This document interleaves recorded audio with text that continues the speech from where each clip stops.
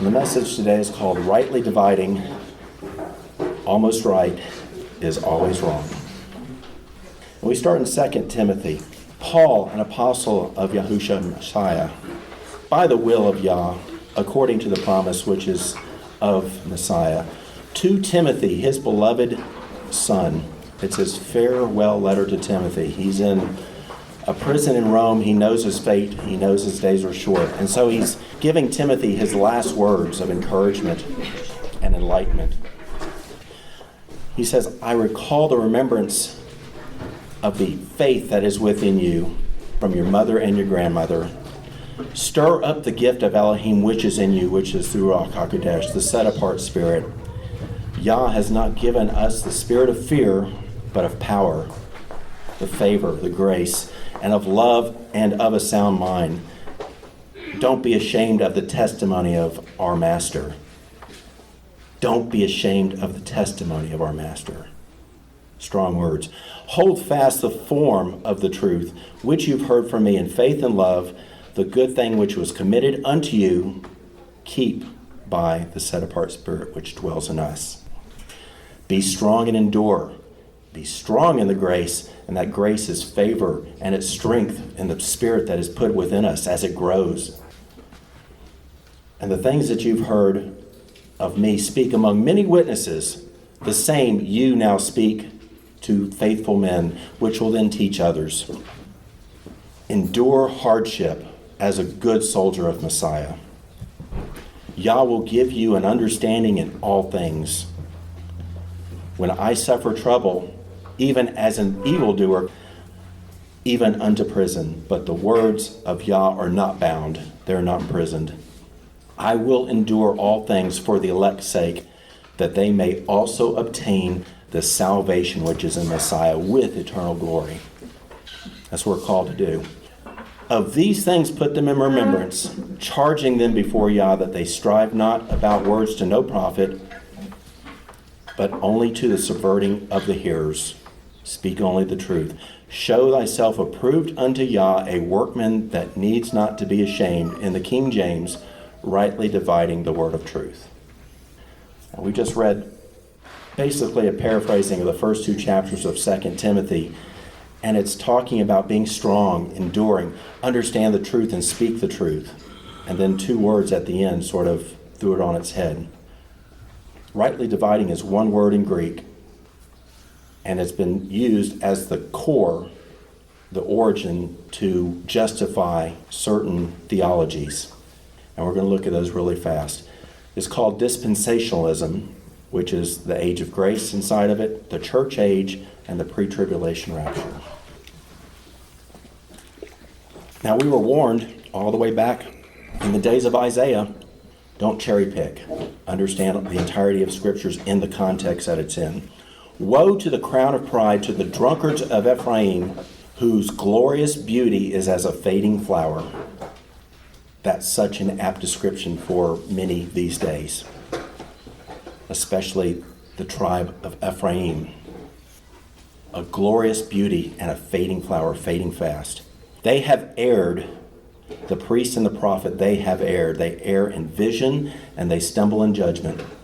But the word of Yah was unto them precept by precept, line upon line, here a little, there a little, that they might go and they might fall backwards and be broken and snared and taken. That's his warning to us. Cherry picking is not a good thing, because you can cherry pick all over the place and come up with your own doctrine. And I think that most of us have seen that in our past goings in church. And tricks are usually thought of as entertainment, making a bunny come out of a hat or something. But these tricks are also to deception and destruction in different ways. The sleight of hand of men and cunning craftiness by which they lie in wait to deceive. That's from Paul.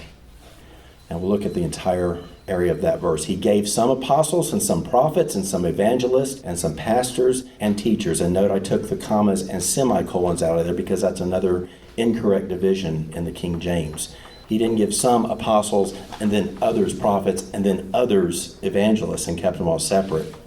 He gave some apostles and some prophets and some evangelists and pastors and teachers, that they all may edify for the perfecting of the saints, that we all come into unity of the faith and the truth and the knowledge of the Son of Yah, unto a perfect one, a perfect man, a perfect woman. That's what he's looking for us to attain to.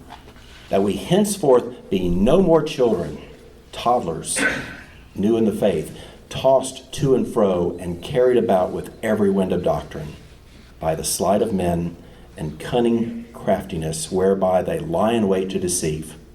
But the whole body is supposed to fit together where every joint supplies something. We're all supposed to be there for each other as one assembly. And Paul gives us a beautiful illustration here of a boat in a tempest at sea, and it's being tossed to and fro and carried about with every wave and wind. They don't know where they're going. They can't see it. They don't know. And that's the analogy that we take for seeing verses picked out all over the place. We're being tossed to and fro. Things are moving around. We don't know where we're going. Every wind of doctrine that comes along. And so this is the standard false doctrine warning up above. Dispensationalism was first developed around 1830. It considers biblical history as divided by the Most High into ages.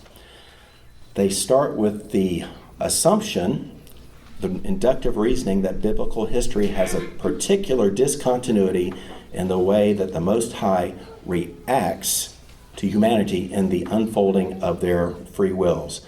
Now, that sort of gives you the impression of the Almighty sitting around playing solitaire in a corner, and some emergency pops up on the planet from men doing something, and somebody wakes him from his slumbers, like, oh, we better do something now. I've got to react to this, which is complete fallacy. He has his hand on everything. He knows every aspect of you and me and the entire universe. And he is leading this to his end that he has told us from the beginning. And so they put their entire doctrine based on something that is just ludicrous.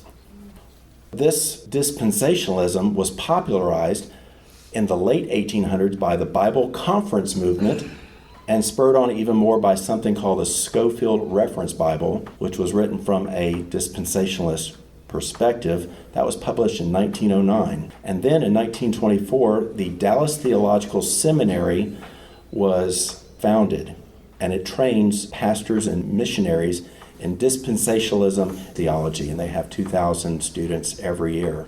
And so think about 100 years of 2,000 pastors and missionaries going out and how it's infiltrated. It didn't end with him. Now it's all over the place. And it's spread just like that speck of leaven. Just like we saw about a month ago, the speck of leaven that gets dumped into the loaf by the woman. And then the whole loaf is leavened. This is what that prophecy that our Messiah spoke was talking about right here. One of these things. Another aspect, one of the other legs of dispensationalism, age of grace. Otherwise known as once saved, always saved. Again, cherry-pick verses to ignore the scripture that states the need for righteousness, to strive for righteousness. We don't ever get there on our own, but we strive for it. And hearing and following his words and his will and his laws in the way taught and shown by Messiah. But they say the law has been fulfilled, nailed to the cross, everything, and so all that's required for salvation is just to trust and believe, and he has done everything for salvation. And that's great, but even the devils and demons, they know who he is, and they're not saved. And like I said, we went through parable after parable and verse after verse of this to show this. The church age is another leg of this dispensationalism, where the children, the original physical children of Israel, the Jews, are rejected now by the Most High because they rejected Messiah. And so now the favor that he had towards the Israelites at the beginning is now moved to the church, the assembly. Then we receive the blessings, excluding the Jews, and we have a grace-only salvation, a pre-tribulation rapture as additional favors, leaving the Jewish people to suffer through the tribulation while obeying the law to their salvation. They've got to catch up, and they're in time out until they confess. This is rightly dividing here. It's dividing peoples. It's dividing the law and grace, obedience and favor, and it's also dividing up times when people are delivered from the wrath. what they point to many times is this one particular verse in Acts. When the Jews saw the multitudes, this is Paul and Barnabas at Antioch. They spoke to the multitude, and many believed. But when the Jews saw the multitude, they were filled with envy, and then spoke against Paul, contradicting and blaspheming. Then Paul and Barnabas waxed bold and said, "It was necessary by the word of Elohim first should have been spoken to you. But seeing that you put it away from you and judge yourselves unworthy of everlasting life, we turn to the Gentiles." This is what they pin the church age on, that the Jews now by the voice of Paul is excluded from his will, his grace, and the assembly, the new church, is taking its place. But Paul said that, listen, this was pre-told. This was coming. He has commanded us, "I set you as a light unto the Gentiles, that you should be for salvation unto the ends of the earth." And he brings that from Isaiah. "He shall be for a sanctuary, and for a stone of stumbling, and for a rock of offense to both the houses of Israel." Notice it says both. And back then he was really focusing on Judea because the house of Israel had already been dispersed largely. But he's talking to both houses. And this plays into what we're looking at today. "For a gin and a snare to the inhabitants of Jerusalem. Bind up the testimony, seal the law among my disciples." Again, this is prophecy in Isaiah, and he's saying, seal up the testimony of what? Of who? Of Messiah. Testify of the coming Messiah, and seal the law, seal the obedience among my disciples that are to come. There's the new covenant right there again. "And I will wait upon Yah that hides his face from the house of Jacob," those that are disobedient, the olive branches that were ripped off, "and I will look for him," those that are looking in truth and spirit. I will look for him. "It is a great thing for you to be called my servant, to establish the tribes of Jacob again, and to recover the dispersion of Israel." They've been dispersed, but he came only for the lost of the sheep of Israel, the lost house. "For a light of the Gentiles, that you should be for the salvation to the ends of the earth." And he's quoting in Acts 13, he's quoting Isaiah 49 right there, line by line, word by word. He's stating the prophecy to the Pharisees and the rabbis that were in that synagogue, saying, this was foretold, and this is happening right here, and you're on the opposite side of that prophecy this very day. And this is why we also go out to the Gentiles, because we were told to. Pre-tribulation rapture. This also started in the 1800s. And if you're a card-carrying member of both the church age and the grace age, as an extra benefit, you are automatically included and have a ticket to the pre-tribulation rapture express, a genuine get-out-of-Dodge fast pass to skip the tribulation and leave it for the rest of the people of the earth. Sounds like a great deal.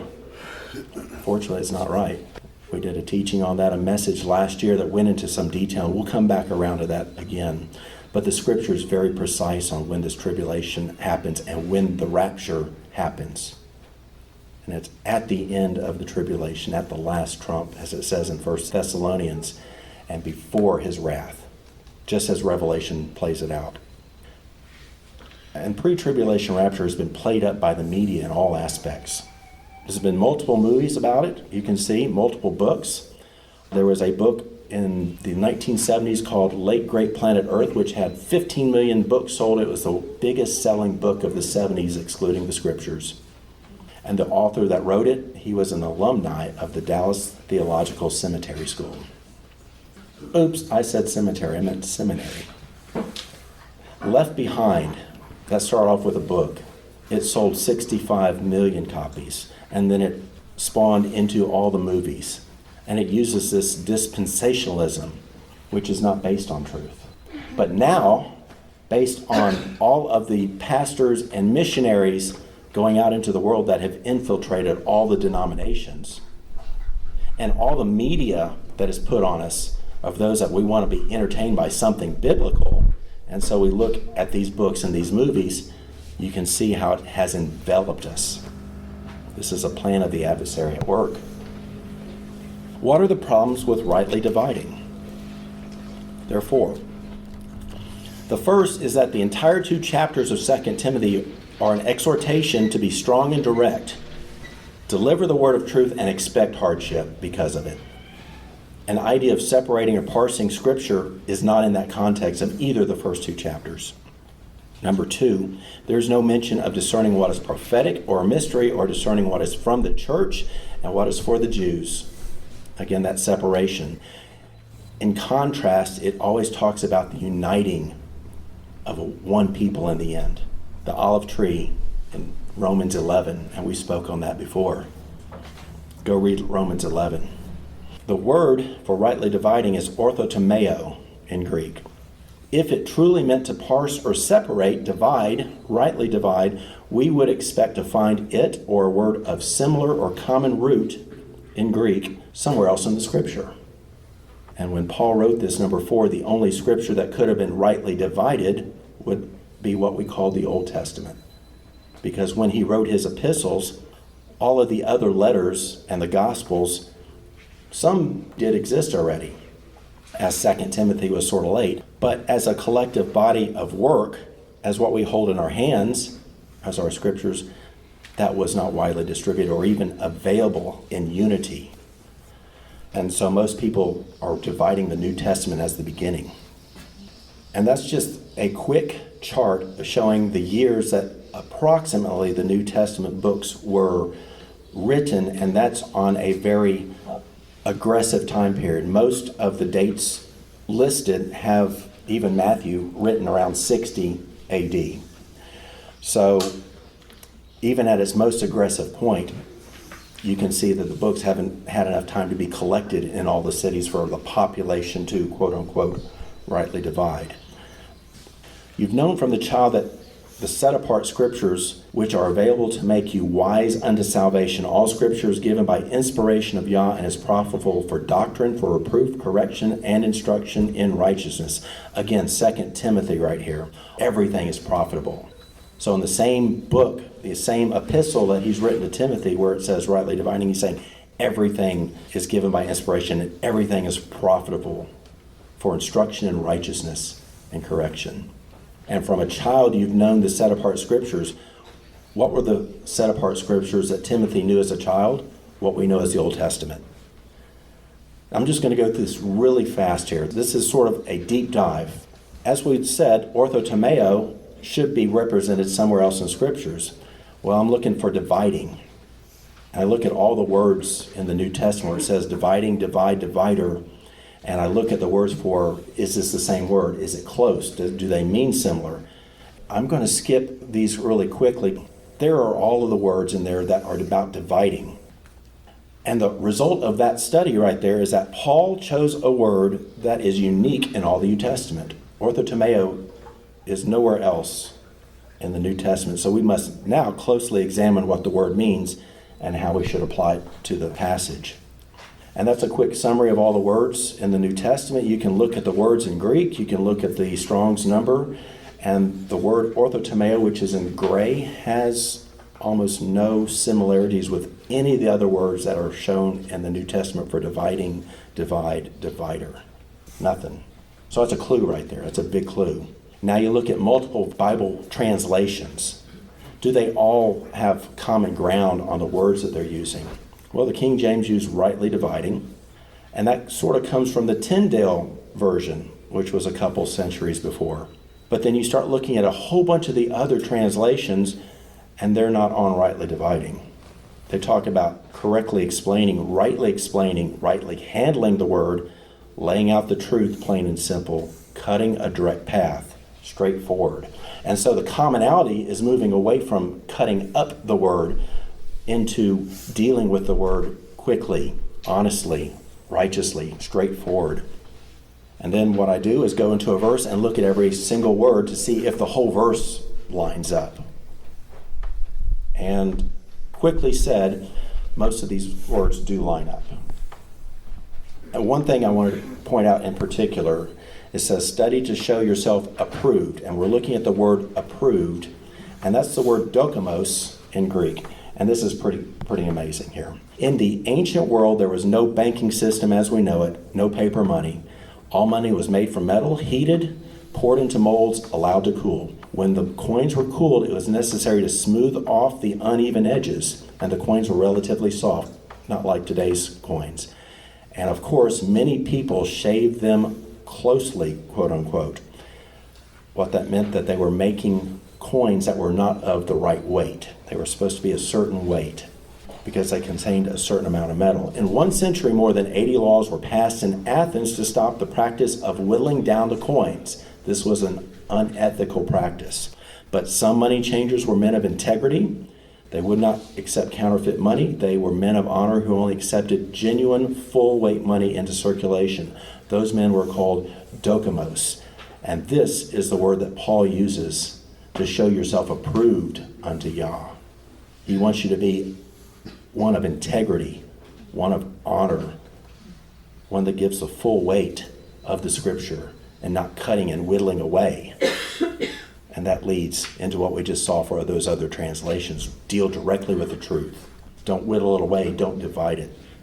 Again, most of the words were fine.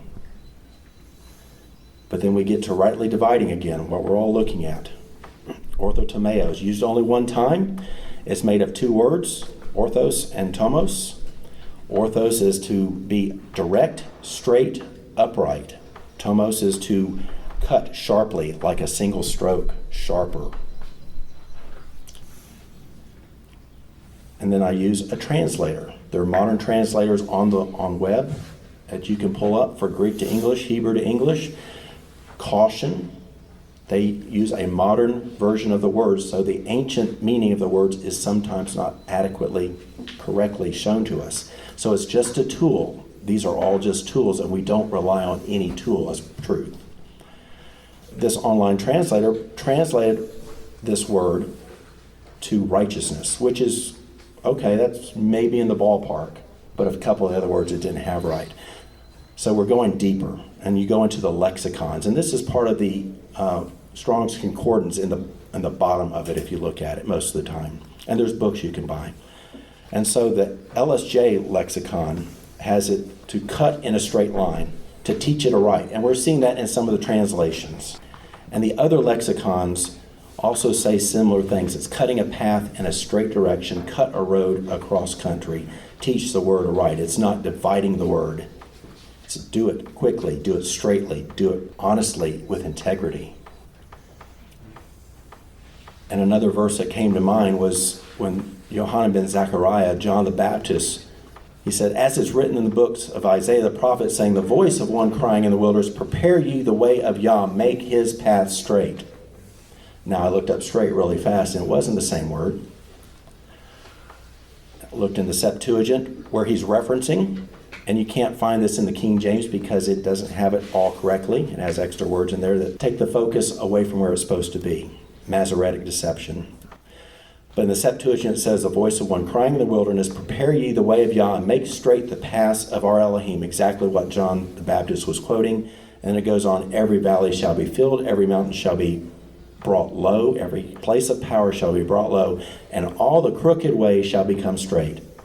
And so we see the focus is coming upon being straight, being direct, being honest, being righteous. This lexicon also referenced Proverbs.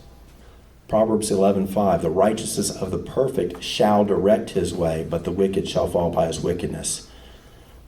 And in Hebrew, that is Ashar, H3474. But what was interesting in that lexicon, as referenced by the Hatch Red Path, is that our word in Greek, orthotomeo, is equivalent to Ashar. So now we're onto something. Righteousness traces out blameless paths, but wickedness encounters unjust dealing. And then you look at Proverbs 3:5, and it all comes together. 3:5 and 6.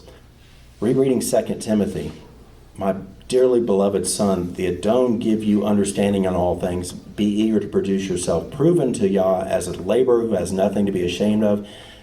Cut a direct path for the truthful word. That's one of those Bible translations we had before. Now look at Proverbs 3. My son, the same as in 2 Timothy, forget not my law, keep your heart pure.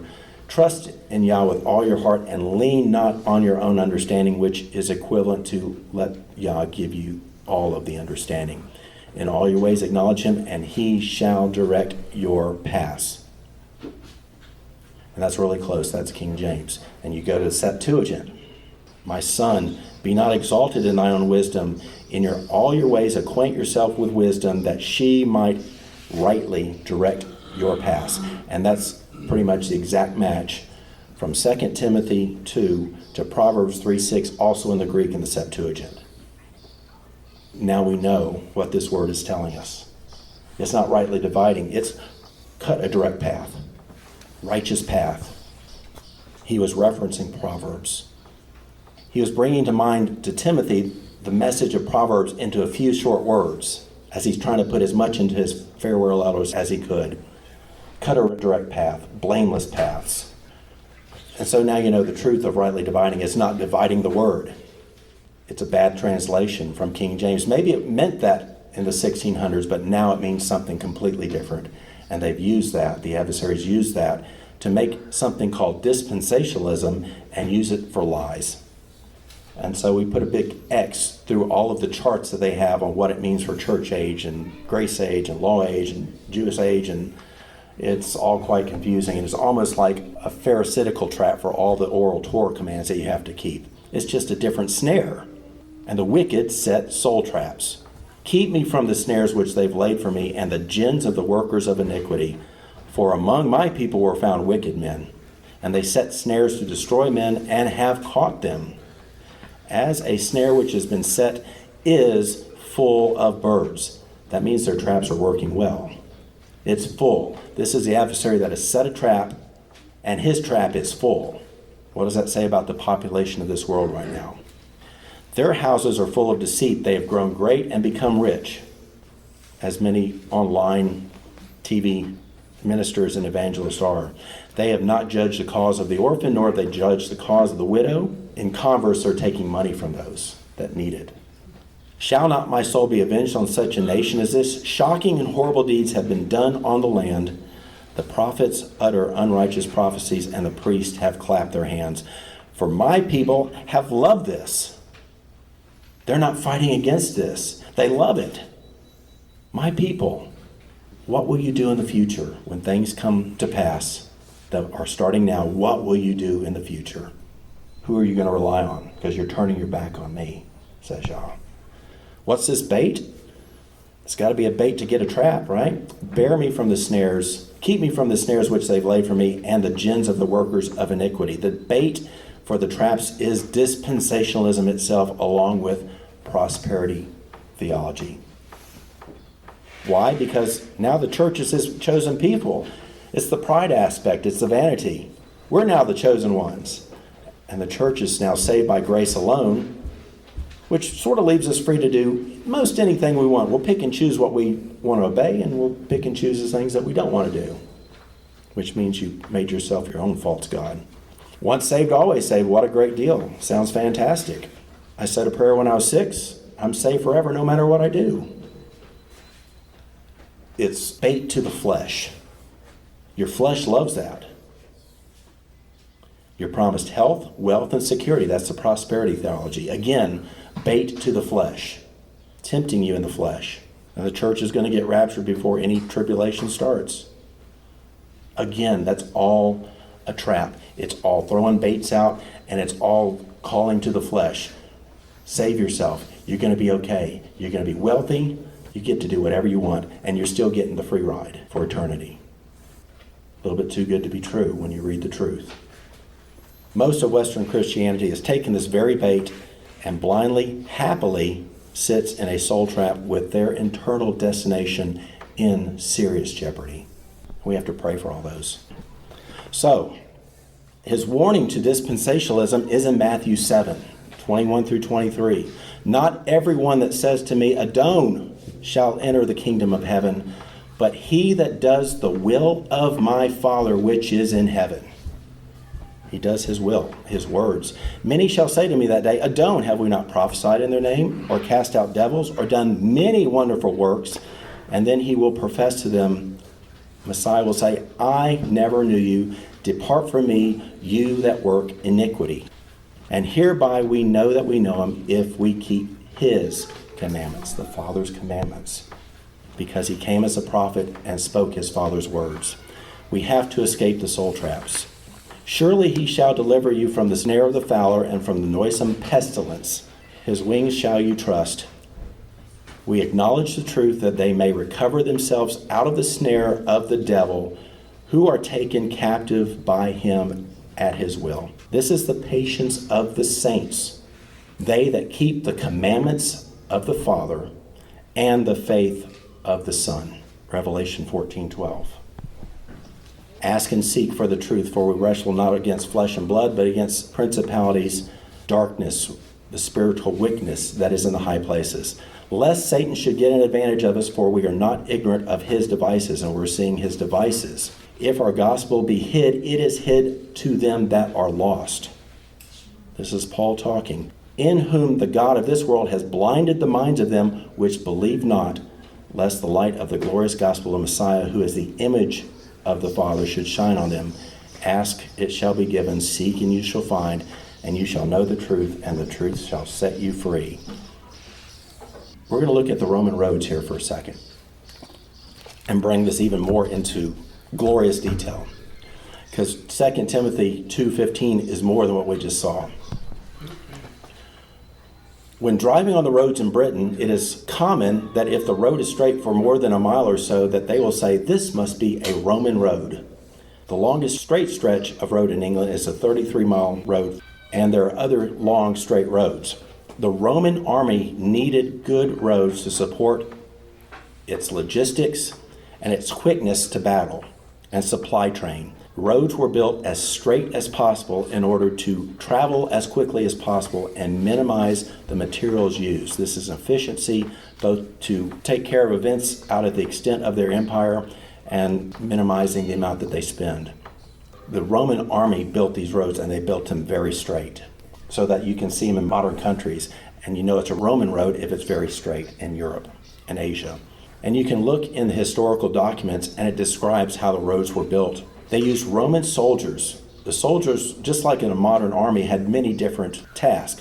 Some were priests, some were engineers, some were the actual fighting soldiers, some were the laborers.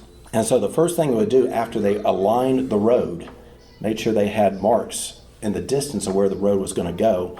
Then they got the laborers in, and a plowman would loosen the soil and mark the trench margins, mark the road straight, going all up until the long distance mark was made, and then they'd keep going. Think about that Roman soldier, that labor, working hour after hour, working through hard, rocky dirt, and he had to get it right. This is the Roman army. They did not suffer tasks that weren't done well. He's working in the sun, the sweat's pouring off his eyes, he's got sweat in his eyes, he's trying to squint to see the task way out in the distance because he's got to line it up. So how do you not plow a field? A farmer was teaching his son to plow a field with a mule. He said, pick out an object at the end of the field, line it up between the mule's ears, and go straight to it. Just like aiming your rifle, son. Farmer left and came back later in the day. He found the rows of the plow line zigzagged all over the field. He says, what happened? And the son said, I did what you said and lined up with that dark object. Son, that's the cow out there. She was grazing. She's moving around. You have to focus on something that's not going to move, or your plow lines are going to be moving with the cows. And think about how the doctrine of men moves. All through the centuries, we showed how dispensationalism started in the 1800s. It's been moving. Gnosticism started very early, even the days of Paul. I know this after my departing, says Paul, that grievous wolves shall enter, not sparing the flock. They will speak perverse things to draw away disciples after them. I'm telling you this, lest any man should beguile you with enticing words that sound good. Beware, let any man spoil you through philosophy and vain deceit after the tradition of men. Tossed to and fro, carried about with every wind of doctrine, as we saw before, they lie in wait to deceive. Beware not of the leaven of bread, but of the doctrine of the Pharisees and the Sadducees, a man-made religion, and also them that hold the doctrine of the Nicolaitans, which thing I hate. Quote from our Savior in Revelation. And the Nicolaitans are the power structure of this world. The conquerors of the people, the doctrine that they put out he hates it, we're supposed to hate it too. Just like a wife will not do something that her husband hates, or a husband will not do something that a wife hates. We heed his words. For the time will come when they will not endure sound doctrine, but after their own lusts. And what is dispensationalism and prosperity gospel? It's all about lusting. Good things, good times, easy way out. They shall heap to themselves teachers having itching ears. It sounds too good. And they shall turn away their ears from the truth, and shall be turned unto fables. That's from Paul itself in 2 Timothy, the same book we're looking at. For the people are disobedient, they're false children, who would not hear the law of the Father. And they say to the prophets, don't tell us the prophecies anymore. And to the ones that see visions, don't tell us your visions anymore, but speak and report to us something else. Tell us something good that we want to hear. They entice the lusts of the flesh, promising them liberty, freedom from the law, freedom from the tribulation, freedom from being poor. They're bondservants of corruption. And the same that listens to them is also brought into bondage. That's what Peter says. I beseech you, brethren, mark them which cause these divisions. They are such that serve not our master, but their own belly, again their own flesh. Good words and fair speeches deceive the hearts of the simple. And that's why all the evangelists have the jet planes, because they have deceived so many people. And they've taken the money of the orphans and the widows that they gave them and put it into their planes as an example. But they move towards destruction. And again, line upon line, here a little, there a little, that they might fall backwards, be broken and snared, as we saw, and taken. Taken means eternally taken. There will be false teachers among you who will secretly bring in destructive heresies. Many shall follow in their destructive ways, because of whom that taught them the way of truth will be blasphemed. As Peter warned us, our beloved brother Paul, in all his epistles, there are some things that are hard to be understood, that they which are unlearned and unstable they wrestle with, as they do with the other scriptures, unto their own destruction. And as we showed in a previous teaching by Paul, he talks about grace because he's talking to the Jews that are in the synagogue. He sent his letters to the Jewish people in the synagogues. They knew all about the Torah. He didn't have to say a word to them. He had to talk about what it meant to live in grace and the spirit of the New Testament. That's what he had to teach the Jewish people. And the Gentiles, they didn't know anything. So the letters were to the Jewish people, and the Gentiles would come into the synagogues, as it says in Acts 15, if they would abstain from blood, fornication, etc., and then they'd learn the rest of how to be obedient, with Paul's letters on how to keep the faith and grace and walking in the Spirit. That's why Paul wrote that in that manner. Let no man deceive you. There will come a falling away in this world, for the mystery of iniquity does already work in the times of Paul. It was there already. We were born into this deception. We grew up in this deception. We are indoctrinated in our churches in this deception. There shall arise false messiahs, false prophets. They shall deceive the very elect. That deception comes from the mystery of iniquity, the spirit of anti-Messiah, as John says. In vain do they worship me, teaching for doctrines the commandments of men. In vain doesn't mean cussing. It means for nothing, comes to nothing. It comes to nothing do they worship me when they teach and follow the doctrines of the commandments of men. The Pharisees, the Sadducees, the Nicolaitans, the New Age thinkers, the people that come up with things late in the game 100, 200 years ago, and it spreads like leaven. We have to understand the world we're living in and the massive deception that's there. It's all around us. It's always been here. Now, a field well plowed. The next time the farmer's son plowed the field, he focused intently on the great rock in the distance. And then the plowed row was straight. We keep our focus on him in all things. That's who we focus on. Peter lost his focus once. Our Messiah was walking on the water. They saw him, they were scared. He says, "Don't be afraid." And then Peter said, "If it's you, bid me to come out on the water." And he said, "Come." And when Peter was out of the ship, he was walking on the water to come to Messiah, but then he started looking around. He took his focus off Messiah. He started looking at the world around him, the tempest, the rage of the waters and the wind, and he became afraid. He began to sink. Messiah stretched out his hand, saved him, said, "Oh, you of little faith, why did you doubt? Focus on me. Focus on me." And think about plowing a field and focusing on the distance. He's the same yesterday and today and forever. He's always been the same, and he's the same one that was at the burning bush. He was the great I am to Moses. And he said, before Abraham was, I am.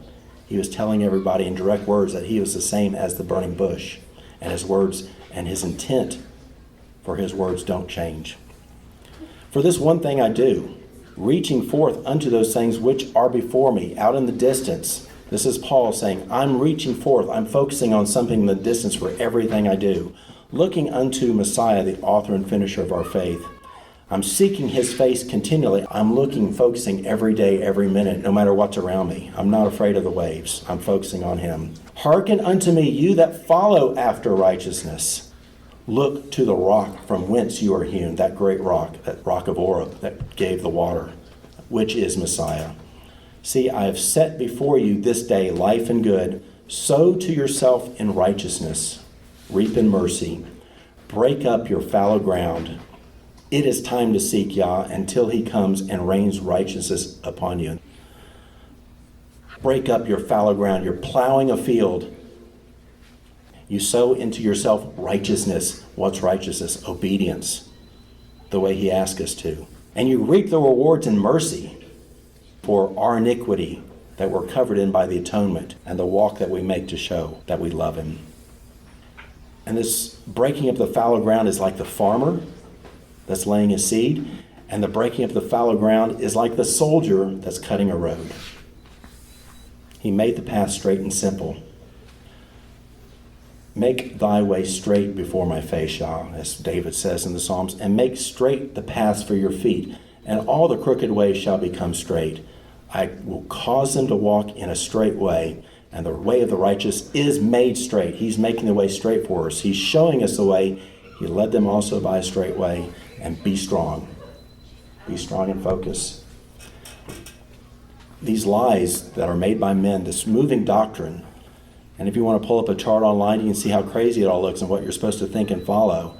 It's all twisting and complex, and that's the way the adversary makes it. And we just put an X through that and run it through the trash, because this is what he says. This is our way. It's not the stuff that you're looking at before. We have one path.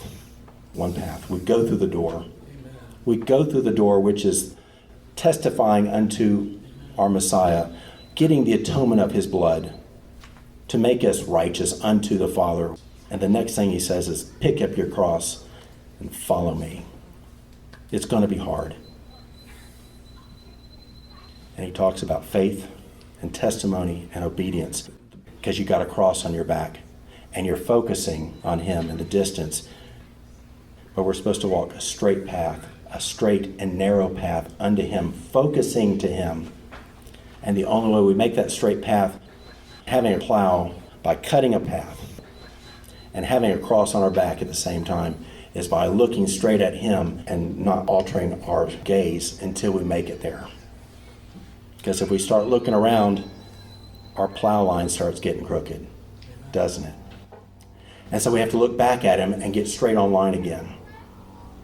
That's what 2 Timothy 2:15 is really all about. Make that straight path. Focus on me, and you'll make it. Endure all things, soldier. Be strong. The things that you've heard of me among many witnesses, commit those words to faithful men. Endure hardship as a good soldier of the kingdom. No man that is in wartime entangles himself with the affairs of this life. Are we not all soldiers of the kingdom? Do not entangle ourselves with what this world is doing, that we may please him as good soldiers. He has chosen us. The husbandman that labors, the farmer that works hard, he is the one that gets the Spirit itself and the fruits of the Spirit, which is long-suffering and patience, which is endured.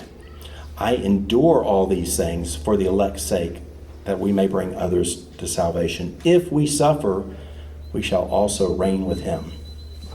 Be eager to produce yourself to be proven of Yah as a laborer, as a worker who has nothing to be ashamed of, a worker that's in the kingdom as a soldier. And that soldier will cut a direct path, as we saw, for the truthful word by looking in the distance. And that's the only way that soldier can cut a straight path, by looking at the mark in the distance and walking straight to it and never altering his gaze.